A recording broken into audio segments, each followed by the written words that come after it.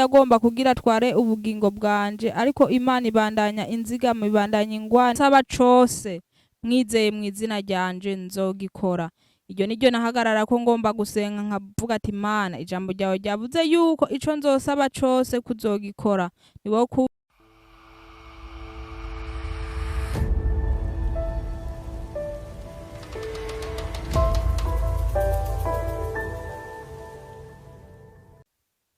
bakunzi b'ijambo rya Kiza TV, mbanze kubaramutsa mu izina rya Yesu Kristo aho muri hose kw'isi yose. Imana ibahezagire.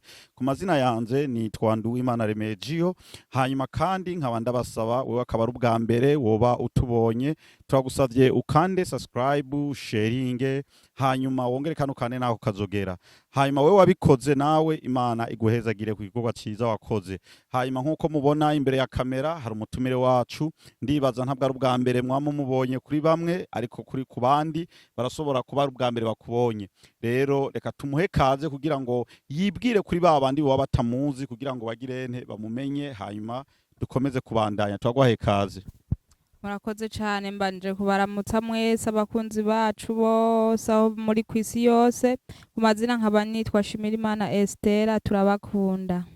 Urakoze cyane Estelle, Imana iguhezagire kuba kigoro kawe wakoze, kuba wawemeye kuboneka ku munsi nk'uyu kugira ngo uganire n'abakunzi b'ijambo ry'Agakiza TV. Imana iguhezagire. Amen. Hanyuma turabandanya nk'uko mumona ari ngaha, twakabaye ku kigoro kuko yemeye kuvuga ati jewe kweri ndakunda abakunzi b'ijambo ry'Agakiza TV, kuko hariho bamwe bamusavye kugira ngo kwi video ya mbere yakoze agira icagirante ababarira. Niyo mpamvu mubona ahagaze ngaho imbere ya kamera. Rero turamusavye kugira ngo agirente abanza dusire mu maboko y'Imana, hanyuma tubone gukomeza kubandanya n'ikiganiro cacu cy'uyu munsi turi kumwe n'Imana. Turaguhaye kaze. Turagushima mwami kubw'urukundo rwa n'imbabazi dukunda, wamuturinda buri munsi ibyago n'ivyaduka, amasanganya, impanuka z'uburyo bwose, urupfu na kuzimu, ukabudishikanya isana akanya n'umunota dukomeye duhumeka umwuka w'abazima, dushima izina ryawe ni kubw'urukundo rwa n'imbabazi dukunda. Ubuhamya tuzanye ku ijambo ry'Agakiza TV buze bugira akamaro mu mitima ya benshi, ruze rishitse benshi ku kugororoka, bazoba bagwaye baze bakizwe nawe. Dutangure turi kumwe nawe, tuze guheza turi kumwe nawe, uzobukoze ni mu izina ryawe ryera. Amen. Urakoze cyane Estelle kuba udusize mu maboko y'Imana. Imana iguhezagire. Hanyuma nkuko twagutumiye, hari bese bagize ibibazo babaza kuri video ya mbere wigeze kubukora, ariko akavuga ati kweri turasaba ujya mukozi w'Imana atubwire neza kuvy'Imana yamukoreye. Niyo mpamvu twavuze ati natwe nk'abakora ku ijambo ry'Agakiza TV twavuze ati reka tumutumire kugira ngo agire ico ashikiriza bene data. Rero niyo mpamvu hagaze ngaha kugira ngo ugirente uvuge ico Imana yagukoreye. Twaguhaye kaze kugira ngo ubabarire batahure. Mbanje kubashimira mwese ababandanya badukurikirana. Imana ibahezagire, kandi mwarakoze kutubwira yuko hariho igikenewe ko twongerako. Ndashima Imana kubwo ibitangaza yankoreye. Jewe ivyo yankoreye ni vyinshi, ndayishimira kuko Imana irahambaye, nituzigama buri munsi. Nari ngwaye mu 2012 merewe nabi, narose umwana wa mbere, amaraso anca mu zuru no mu kanwa, ntaronka ukungene mvuga, nahemera mu vyuma, ariko kubera Imana itari bwankure ku ikiganza cayo, ariko Satani wewe yagomba kugira atware ubugingo bwanje, ariko Imana ibandanya inzigama, ibandanya ingwanirira. Ndasengera ku mutima kuko iyo ugeze muri koma nta kuntu uvuga, nta muntu numubwira ati mbabaraha, ariko mbananya nsengera ku mutima, kandi kubera hariho n'abandi bariko baramfasha gusenga kuko bari bazi ukungene nari merewe nabi. Imana yumva amasengesho yacu twese, irankiza, ubu ndi muzima. Ndayishimira, nihabwa icubahiro, amashimwe n'ayahibiye vyose. Amen, amen. Bene data, murumva yuko Imana yakoze ibitangaza ku buzima bwa Estelle. Wewe aho yarageze muri ico gihe, yarageze ahantu ubuzima bwiwe bwa Satani we yagomba kugira ngo ibutware, ariko Uwiteka yaravuze ati uyu mwana Estelle ndacamufise ku ikiganza. Yaramusize ku ikiganza ciwe kuko nawe naho yarari muri ivyo vyuma, aho muri koma ntiyashobora kuvuga, ntiyashobora kugira iki niki, ariko yemeraga akagirante, akaguma asengera ku mutima, akavuga ati Mana ndagusavye unkize. Kandi Imana yaramwumviye. imana yarakoze ibitangaza, iramukura muri koma, iramukura aho satani yagomba wewe yuko wewe amuhitana ubugingo bwiwe, ariko imana yarahamukuye. Iravuga ati uyu mwana Estera ndacamukeneye ku bintu byinshi, ndacagomba yuko ankorera akazi kenshi. Ariyo mpamvu ahagaze imbere ya kamera avuga ati reka nshingire imana intahe ku gikorwa yankoreye. Ahagaze gaho kugira ngo ashingire intahe imana kuco imana yamukoreye. Nawe ahuri ntugumye intahe yawe, Yesu agomba yuko ugirane umushingira intahe kugira ngo nababandi batazi imana babone kugirane, babone kwiboneraho, babone kwimenya. Ariko nutashinga intahe ukagumya intahe muri wewe, iyo ntahe yawe ifise akamaro ku bantu benshi, kuko hari benshi bashobora kuba baramaze gucika intege, ariko iyo amaze kubona iyo ntahe usinze aravuga ati kweri bwa ndi ya mana yacu iragizene irahambaye. Ariyo mpamvu Estera nawe mubona ahagaze kuri kamera ngaha ku ijambo ry'Agakiza TV kugira ngo ashinge intahe ku bikorwa vyiza imana yamukoreye. Haleluya. Niyo mpamvu ahagaze ngaha. None bene data, nkuko imana yacu dusenga ni imana yacu ihambaye cyane gose, ni imana idacagura ngo naka, ni imana itaraba wewe nguru umubosi, ni imana itaraba wewe nguru umukene, ni imana icagura kila muntu wese. Haleluya. Ntabwo ivuga ngo itora ubwoko, icagura kila muntu wese. Uwigomba nujya muntu yizera ivyiwe. Wewe nawe ni wizera ivy'Imana. Ni wamara kwizera ivy'Imana, nomero wati uzokira. Haleluya. Uzokira. Amen. None Estera, reka tukubaze yuko ndazi ni vyinshi imana yagukoreye.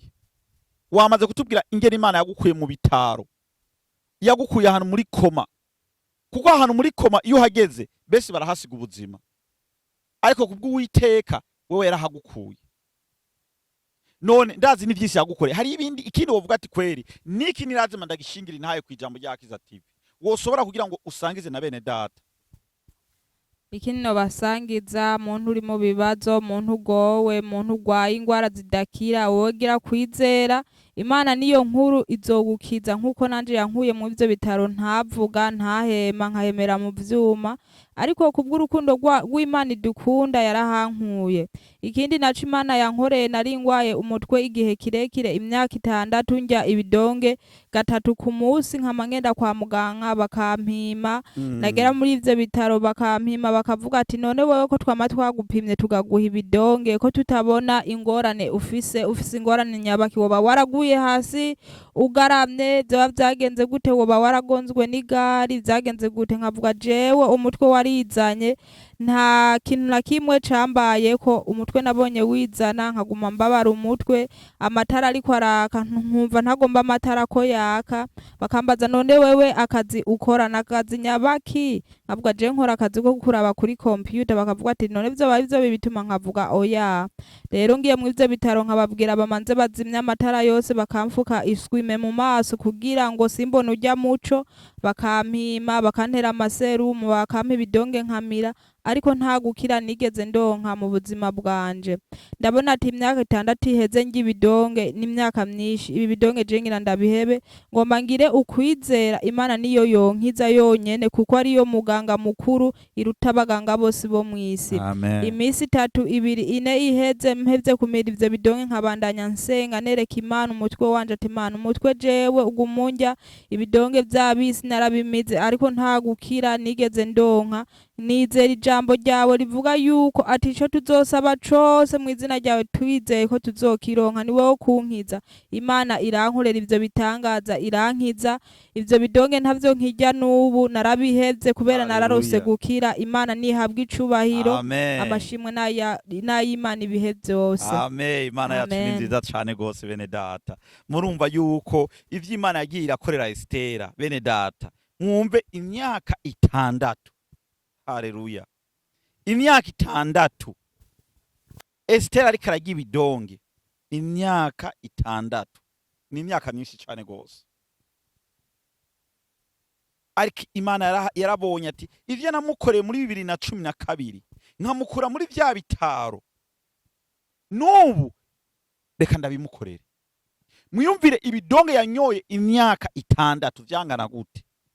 byari bidonge vyinshi, ariko ntaco vyigera bimukiza.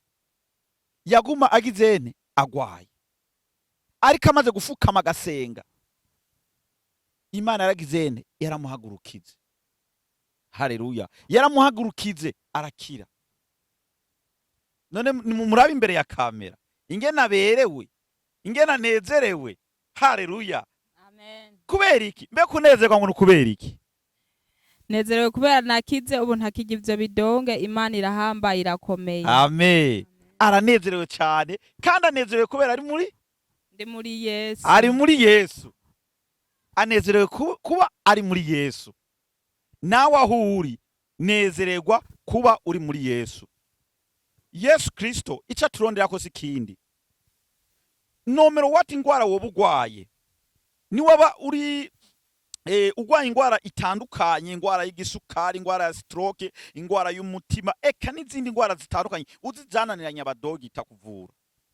Bene data, wewe fukama usenge, wizere Yesu. Nta kindi kintu yadusavye kugira ane kwizera. Ni waba ugwaye ukagenda imbere y'Imana ukavuga ati Mana usobora vyose, jewe ndagwaye umutwe cyangwa ndagwaye ingwara y'igisukari, ndagusavye Yesu unkize, kandi ndabona yuko nkize. Wewe gusa uvuga ati ndakize mu izina rya Yesu Kristo, utadindigranya ngo ubanze kuyumvira ngo naho mvuze ngo ndakize mu izina rya Yesu Kristo ngo ibintu vuga ati ndakize, uzobukize. Ariko ni wakekeranya, urumva uzobukekeranya, kuko na Estelle ahagaze imbere yanyu ntabwo yakekeranye. Yaravuze ati ndizeye Yesu arankize. Haleluya, amen. None Estelle, ngoma ndakubaze ikibazo, ndazi n'abariko baradukurikirana ku ijambo rya Akiza TV nabo ico kibazo barifuza kukikubaza. Kuba Imana yarakwishuye, dusubiye inyuma ku video ya mbere wigeze kuba usiga, waravuze ko wasengeye umugabo wawe, ntabwo yarazi Imana, yaranywa inzoga, ariko uramusengera araziheba, arakira agakiza. None ubasigaye ari mwarimu, asigaye ari umuvuga butumwa. None nibi kandi utubariye, woba wakoresheje ubuhinga nyabaki kugira ngo Imana ikubonekere n'ingoga gusumba n'abandi bantu bose? Jewe ku bwanje nta butaramu nakoze, kandi nta kintu navuga nti napushinze kugira bibe. Nagize ukwizera mu mutima, ndasenga, ndasoma ijambo ry'Imana, nahagarara ku ijambo ry'Imana kuko ari ryo rikuru riruta ibindi byose byo kwiyisi. Imana iranyishura amasengesho yanje, murumva ko yankoreye ibitangaza bihambaye. Nawe ufise ingwara zitandukanye, gira ukwizera mu mutima, ugire gusenga Imana wizeye, izokukiza nta na kimwe itazogukorera, kuko Imana niyo ihambaye kuruta ibindi byose tubona hano ku isi. Imana nihabwa icubahiro, ndayishima kuko itantetereje, kandi yanyishuye ivyo nagenda yisaba byose ikabinkorera. Amen. Imana yacu ni nziza cyane gose, ndagushimiye cyane. Iyi ni message kabisa ku bwanje iranyubatse mu mutima wanje, nizeye n'abariko baradukurikirana ku ijambo rya Akiza TV nabo kandi rikirabubaka. None rero ndabona turiko turamera nkuko tugiye gusoza, ariko imbere yuko dusoza ndagomba ugire ico ubanza ari nk'ico ugomba gusikiriza bene data kugira ngo kibubake mu mitima yabo, nabaho bari biyumvire yuko Yesu atabahevye. Ico nagomba kubabwira, uri umuntu wamaze kumenya Imana, ukwiye kumenya gusoma ijambo ry'Imana no kuririmba indirimbo, kuko niyo njya y'umukristo ugira ukwizera mu mutima.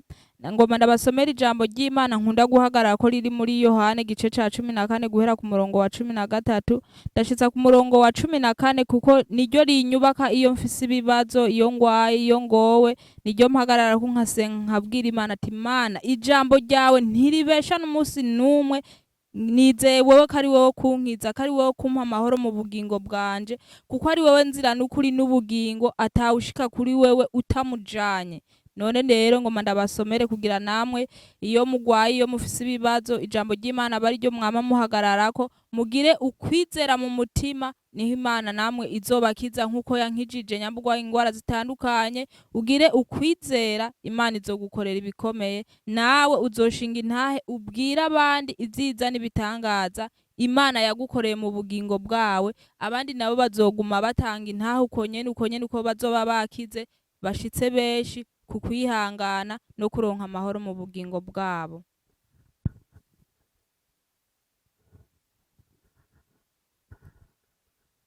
Ndasoma mu izina rya Yesu havuga ati kandi ico muzosaba cose mu izina ryanje nzogikora kugira ngo se ashimagizwe mu mwana nimwagira ico musaba mu izina ryanje nzogikora habwa icubahiro mana.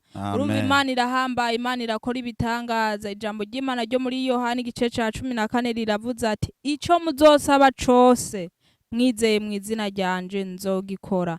Iryo niryo nahagarara ko ngomba gusenga nkavuga ati Imana ijambo ryawe ryavuze yuko ico nzosaba cose kuzogikora niwo kunkiza niwo kumpa amahoro mu bugingo bwanje nkakira ibidonge nkabivako nanje nkabaho nk'abandi ntababara umutwe Imana yarabinkoreye murazi umutwe urababaza uriko uragukubita neza na neza urumva yuko atabugingo ufise urumva ko utamerewe neza none Imana nihabwa icubahiro kandi Imana irahambaye nta kintu na kimwe je ndigera nsaba Imana ngo intetereze canke ngo ikinyime kuko ngira ukwizera mu mutima nawe muntu ufise ibibazo bitandukanye ugwaye ingwara zidakira abadogita bamaze kuguhebuza bakakubwira yuko bitazokunda kukira gira kwizera gira gusenga uvyereke Imana niyo yonyene ishoboye niyo yonyene yo kuzogukiza ingwara zawe zose urimwo kugira uronka amahoro mu bugingo bwawe nivyo nagomba ndabasangize hama Yesu abane namwe yongera abahezagira abahe kurema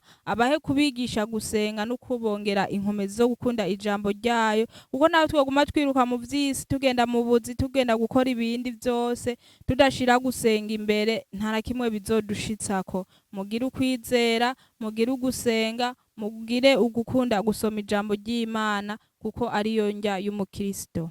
Amen. Urakoze cyane Estelle kandi agushimiye ndagukengurukira kuri message nziza cyane gose uhaye abariko baradukurikira ku ijambo rya Kiza TV nizero wari wese yarafise ikibazo kuvyo Imana yakoreye Estelle nizere yuko nawe atahuye nawe ahuri kora nk'ivyo Estelle akora wizere usenge usome ijambo ry'Imana ukorera Imana yawe mukuri Imana izagirene izakugururira kandi imbere ni uri kurasenga kugira ngo Imana ikugurure kiriya kintu cose banze wikontorora uriwe ubanze urabe ivyo woba ukora bidahuza n'Imana kuko niwe ufise kandi kantu ukora kadahuza n'Imana Imana ntisora kugira ane ntisora kukwishura n'ingoga utegezwa kubanza kuraba ico uri kurakora yuko kwera uvuga ati jewe nduzuye mpemu yera ndiko ndakorera Imana mukuri nivyo mubona nivyo Estelle Imana yamukoreye bene data Imana dusenga ni nziza kandi ndizera yuko nawe ubu buhamya aho uri buriko buragufasha nongera kandi ndabibutsa webwe wari ubwa mbere utubonye ntiwibagire gukanda subscribe wongera ukane nako kazogera kugira wamubona buri kintu cyose twamatiko turasiga ngaha kandi we nawe wifuza kugira ico ugomba gushikiriza ku ijambo rya Kiza TV ari ubuhamya ari ijambo ry'Imana eka icezo cose iri jambo rya Kiza TV twarisize ngaho kugira ribohore kira muntu wese ntabwo ari iryo wanze gusa iri jambo rya Kiza TV ni rya kira muntu wese ari ku isi yose twarisize ngaha kugira wamugwanira satani acindwe bamwe bari bafise ibibazo babone kugira ante kubohoka niyo mpamvu ijambo rya Kiza TV twaryuguruza ndagukengurukiye Estelle Imana iguhezagire cyane gose amina sinzi ko arako ugomba gusozereza kugira turangize ikiganiro cacu cy'uyu munsi Aco nagomba kurangirizako nagomba ndabashimire mwe mwantumiye ku ijambo ry'Agakiza TV nkongera nshimira n'ababandanya badukurikirana Imana ibahezagire ibongere inkomezi kandi ibongere gukunda ijambo ryayo no kwitaho gusenga kuko ariko gukuru kuruta ibindi byose ndashima ndakenguruka n'abandi bose bama badukurikiranye bakavuga ati hariho igikenye turakeneye ko mwongeza niyo mpamvu mubona ndi imbere y'inyonga imbere y'amaso yanyu kubera narinje kongeza kuri pati ya mbere nari nakoze iya pati ya kabiri narinje gukora kuvuga ivyiza n'ibitangaza Imana yankoreye kugira abanyandikiye batahure mwarakoze cane Imana ibahezagire. Amen. Nawe urakoze cyane gose kuba wemeye ukigora ugaheba ibikorwa byawe wari kurakora ukemera ukaza kugira ane ushikirije ico bene data bagusavye. Rero bene data namwe mukurikirana ijambo ry'Agakiza TV ndabashimiye cyane gose mukomeze gukorana natwe kugira iki gikorwa ciza turimwo. Estelle reka tubane tumusabe hanyuma asengere abagwaye, asengere abafise ibibazo bitandukanye, asengere eka n'abarya bose bariko bararondera ico cose, yongere kandi asengere namwe basubiye inyuma kugira Imana ishobore kugira ane kubagarukana. Rero Estelle twaguhaye kaze. Reka ndagushime mwami kubw'urukundo rwa n'imbabazi dukunda watanguye turi kumwe nawe duhaye kumara turi kumwe nawe ndakweretse abagwaye mu mpande zine z'isi ubahe gukira ingwara zabo abageze ku mfiro bahembugwe nawe ubongera imisi yo kubaho abagwaye ingwara bavuze yuko zitazokwigera zikira ubahe gukira kuko nabo barogushingira intahe nk'uko ndiko ndayigushingira mu myaka 6 nari maze ngibidonge ntaronka gukira ukaba warankijije igihe nari ngwaye ndi mu bitaro ndi muri koma ntavuga ntinyiganyiza mpemera mu vyuma ukampa gukira mwami nuhabwa icubahiro urindiho uzokwa muri Imana ibihe byose wewe nta wakwizeye mwami watetereje ndakweretse mwami uri mwijura bari bakumenye bagasubira inyuma ubahe kubagarukana ku gakiza kawe bagaruke kuri wewe baguhungire ko kuko ari we nzira n'ukuri n'ubugingo atawushika kuri wewe utamujanye wibuka batarakumenya bose n'umunsi n'umwe mu mpande zine z'isi ubahe kukumenya ubahe kugutahura ubahe kukugaruka ko mwami kugira bahunge wa muriro wa gihonomo kugira bazohurire nawe mu bwami bwo mwijuru n'abatwitanguriye mu bwami bwo mwijuru uzobugize neza mwami ndazi wewe kari we uri inyishu kandi kukora ibitangaza bihambaye bikirekana ndabisavye muri bike vyishushikare kubiduhera ubuntu n'imbabazi ni mu izina ryawe ryera amen. Urakoze cyane Estelle Imana iguhezagire kuba wemeye kuza gushikiriza ijambo ryiza n'ubuhamya bwiza ku ijambo ry'Agakiza TV.